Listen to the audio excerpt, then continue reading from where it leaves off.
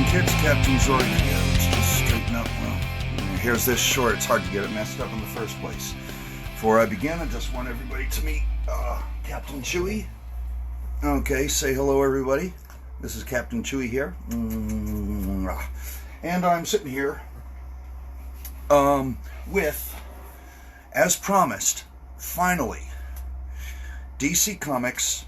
Let's get the better lighting on. DC Comics reprint of Shazam, the World's Mightiest Mortal, Volume 2. Classic adventures collected in color for the first time. This is true. Most of the stories in here have not been reprinted except in one of their showcase editions that DC was putting out. Basically, the DC's version of Marvel's Essential Editions, giant phone book of black and white printed on newsprint of their entire run of the comic book whose full title was, with one magic word, Shazam, the World's Mightiest Mortal. Before that, it was with one magic word, Shazam, the original Captain Marvel. I'll get to that in a minute. First off, it's great that they're finally bringing back these old comics because they haven't been seen in a while. And what with the new interest in the original Captain Marvel based on the Shazam movie and the fact that there were two movies about characters that are or were named Captain Marvel or are based on characters named Captain Marvel, depending upon your point of view, it's time to get back to what was actually there. And so long as they did that, I decided to take a look at what it actually was, so that we can fairly judge it for the merits that it has and its shortcomings. Hang on just a moment. There, that'll give me a little bit more diffuse light here. So, let's begin, shall we? First off, a little background. The original Captain Marvel, this character on this cover, let's just say that, is copyright and trademark of DC Comics right now. The story, he was originally appeared in Fawcett Publications comic book, Whiz Comics, followed by Captain Marvel Adventures and Marvel Family, and appeared in other comics by Fawcett Publications beginning in December 1939 and ran until 1953, when Fawcett Comics shut down all its comics, but specifically all the comics with Captain Marvel, as part of a settlement of a lawsuit with the company now known as DC Comics, because that company claimed that the original Captain Marvel was both that the character was a ripoff of Superman and that stories and pictures were copied from Superman stories and pictures. I'll try to make this simple. In the end, it was determined by the judge and by the appeals judge as well that you can't say that a character is or is not a violation of copyright because of what makes them similar and different. It's a violation of copyright if you try to pass it off as the same character, and Fawcett never tried to pass off a Captain Marvel comic book as a Superman comic book. However, they did find that there were instances of copying of Superman comics in Fawcett comics, because a couple of Fawcett staffers flat out said, "We were told to copy Superman comics." And though Fawcett editors said, "We never said that," there was enough evidence, and the judge actually said, "You just look at them and you can see that they're copying." And that then was the basis by which the company now known as DC... Whoa.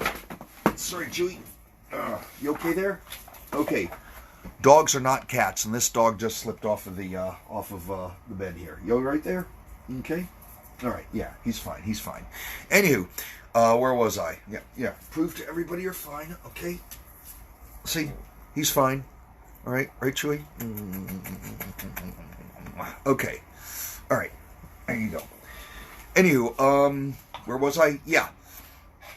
It was on the basis that there were instances, the judge admitted that there were instances of copying of Superman comics by Fawcett in their Captain Marvel comics, and in order to assess damages, they'd have to go page by page, picture by picture, story by story, and that would have taken too long, and that's why both parties were willing to settle. Fawcett gave the company now known as DC $400,000 and agreed to stop publishing their hero, Captain Marvel. All right? And they shut down all their other comics too. Fawcett, however, being a strong and diverse magazine publisher, it was actually an intelligent decision. They went on and kept on being a successful company, making lots of money up until 1979, when they sold out for lots of money to CBS Publishing. But before they did that, one of two things happened over at DC Comics. Either Jack Kirby came up with the idea, or Carmine Infantino came up with the idea, depending upon who you believe. According to Carmine Infantino, he was publisher of DC Comics at the time in 1972, and I asked him when I started this project that I call Captain Marvel Culture, researching the history of the many Captain Marvels, so whose idea was it? How did you get Captain Marvel back? And he said, that was my idea. I asked him, so what, you just woke up in the morning and said, let's bring back Captain Marvel? And he was like, yeah, I called them up and I said, what'll it take to get us to bring back Captain Marvel? And they said, make me a deal. Frankly, I think they wanted to get rid of him. Makes logical sense. They owned this property, Fawcett did, that they could not make money off of. So, hey, let's make a few bucks off of it by licensing it to DC Comics, and so they did. Mark Evanier, on the other hand, worked with Jack Kirby, the legend of comics, the guy who, with the assistance of Stan Lee, created the Fantastic Four, and who, with the assistance of his partner Joe Simon, created Captain America. Anyway, Jack Kirby was working for DC at the time, and he got the idea of, let's revive a bunch of old characters, and I'll edit them, and you can get our other staffers to write the stories, and one of them was going to be the original Captain Marvel. Joe Simon and Jack Kirby had actually worked on the first issue of the comic that would come to be titled Captain Marvel Adventures. They did it while they were working on Captain America, and according to legend, which is probably true, they took themselves out a hotel room, and when they weren't working in the Marvel offices on Captain America, they went back to this hotel room and worked on Captain Marvel and called their friends, and they put it out, and they didn't think it would be successful, so they declined to put their names on it, and they never worked on it again, and boy, were they mistaken. Anywho, but back to DC. According to Mark Evanier, who worked with Jack Kirby, Jack made this suggestion to Carmine, but Carmine did make the phone call to Fawcett. And so then what happened was DC Comics, at the end of 1972, began their line of comics known as, with one magic word, Shazam, the world's mightiest mortal. But why did they put that in the title? Let's clear this up right now. Marvel Comics, for reasons I won't go into, in 1967 decided to create their own character named Captain Marvel. And so Stan Lee created an alien warrior from outer space named Mar-Vell, and in 1967, they put out, in issue number 12, I want to say, of Marvel Superheroes, the first appearance of Captain Marvel, and secured the trademark on it. They secured the trademark in the course of a lawsuit brought by Myron Fass, who had published a different Captain Marvel the year before, and it was settled that Marvel would give Myron Fass a few $1,000 and secure the trademark. So, a trademark is a label. That means I can take this cup, right, and I can put a label on it and trademark that label. I could put a label that says Zorikh, Z-O-R-I-K-H. I could put Captain Zorikh on that, and I could file for a trademark for tableware, and Captain Zorikh tableware. And then nobody else can make tableware with the name Captain Zorikh on it. So, Fawcett filed whatever category of trademark includes comic book. Not Fawcett, Marvel Comics filed for whatever category of comic books, whatever category of trademark comic books is. that only they can put the name Captain Marvel on comic books, also presumably toys and t-shirts and posters and movies and television shows and things like that. So, the folks at DC cannot put the name Captain Marvel on the cover of a comic book, so they put their heads together and they said, wait a minute, Captain Marvel's not the only superhero in this world. There's also Mary Marvel and Captain Marvel Jr. and Uncle Marvel and the three Lieutenant Marvels and Trixie Marvel and all Freckles Marvel and all that. So there's even a Marvel baby out there somewhere. And they all get their powers from the wizard named Shazam, and all but one of them say the magic word Shazam to get their power. So let's just call the book with one magic word Shazam. Let's pull a fast one, though, and underneath that, let's say the original Captain Marvel. And so they did that, and that lasted for like, how many issues? In fact, the first issue of this book is the first issue in which they no longer say the original Captain Marvel, and that is issue number 19, where it says the world's mightiest mortal. Marvel Comics saw this original Captain Marvel underneath Shazam on the covers of these DC comic books. So Marvel's lawyers sent a cease and desist letter, and in issue 19, they just said the world's mightiest mortal, thereby confusing readers forever into thinking that the guy in the red suit with the golden lightning bolt was actually named Shazam. No, that's the trademark by which this hero is marketed. All right, so let's get into this book now. First off, the book is quality. It's quality production all the way. They've got a nice slipcover here, beautifully illustrated with a Frank Cho illustration on the front. Even the fold-over pages, that's Rich Buckler's cover to the Superman vs. Shazam, what we would call a graphic novel, what was then a limited collector's edition. There's all the covers of all the comics that are inside the book. There's a Bob Oxner illustration right there on the back page. And here are heads of all the characters within the book. All of them, except for Mary Marvel, are drawn by Kurt Schaffenberger, and Mary Marvel is drawn by Bob Oxner. Now, I'm going to cover one thing right now. When DC started to put out the Shazam comic, when they were doing the planning, they were thinking, who can we have draw the comic? Because they wanted to have the comic catch the same magic and whimsy and the same feel as the original comics that stopped publishing in 1953. So this article in back issue number 30 here talks about that they were thinking, this here article here says that they were thinking of three names: Kurt Schaffenberger, Bob Oxner, and Murphy Anderson, because they worked for DC Comics. Kurt Schaffenberger had drawn almost, if C.C. Beck drew the most Captain Marvel stories, Kurt Schaffenberger probably came in second. Bob Oxner could draw in a style that imitated the C.C. Beck School of Art. And Murphy Anderson, he probably could have gotten away with it too. Murphy Anderson did Superman for many years. Kurt Schaffenberger did Superman for many years. And writer Otto Oscar Binder, who wrote more Captain Marvel stories than anyone else, wrote for DC, wrote Superman stories, created Supergirl, created Krypto the super dog. But he had gotten sick and tired of the comic book industry by this time, so who was going to write these stories? Not him. Instead, they chose Denny O'Neil. And for the first bunch of issues, the stories were pretty simplistic, but they didn't seem to catch the audience's imagination the way the Otto Binder stories did back in the 40s and 50s.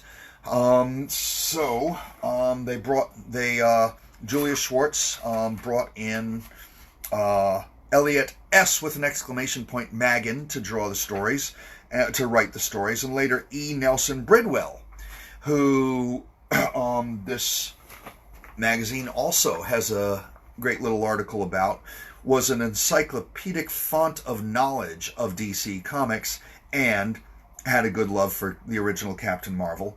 So he was actually a pretty good choice, and we will cover the stories that he wrote in here. Continuing looking at the book, look at this beauty. Kurt Schaffenberger had a way of drawing these iconic images of the hero on almost every page, and in such a way that they didn't have to be covered up by word balloons. So you could just take the whole picture and make something out of it. All right? And you've got high quality color, a high quality paper that really makes the color pop. Now, for some comics, the subtlety of the comic. Well, comics back in these days were made on cheap newsprint, and the colors didn't really pop that much. They bled a little, and so that limited your color sensitivity. You didn't have much blending. But still, the white wasn't white, or at least not for long. It would get yellow really quick, and the color didn't pop quite the same, and the color would bleed. But here, the color don't bleed, and that color do pop. And fortunately, the art styles of C.C. Beck and Kurt Schaffenberger serve for this popping color. The simplicity of the deceptive simplicity of the art, because it's not like they don't know how to draw with greater detail. They choose what details to leave out to keep the story simple, to keep the pictures simple and easy to read. Those clothesline coloring book type drawings really work for colors that pop. Also, the stories being not dark stories like Batman or Swamp Thing or Vertigo type stories.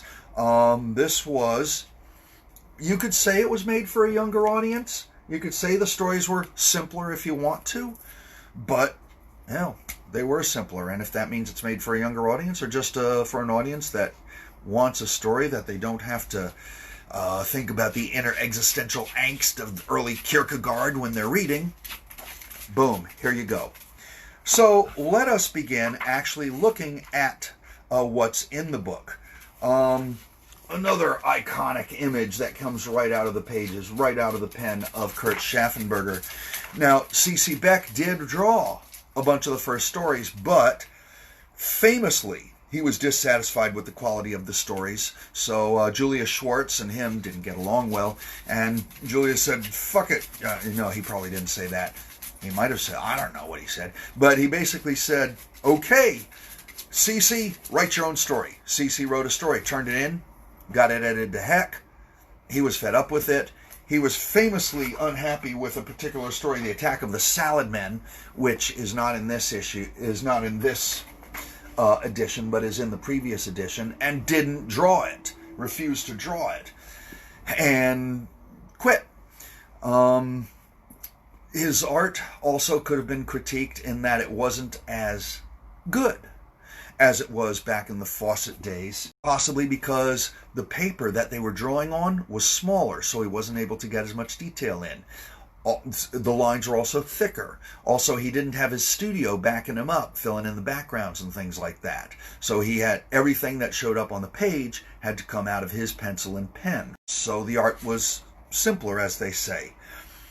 But, I happen to also bring along this volume 3 of the archives editions of Captain Marvel, and you can see that C.C. Beck's art in the earlier days had not yet formed its fully polished look.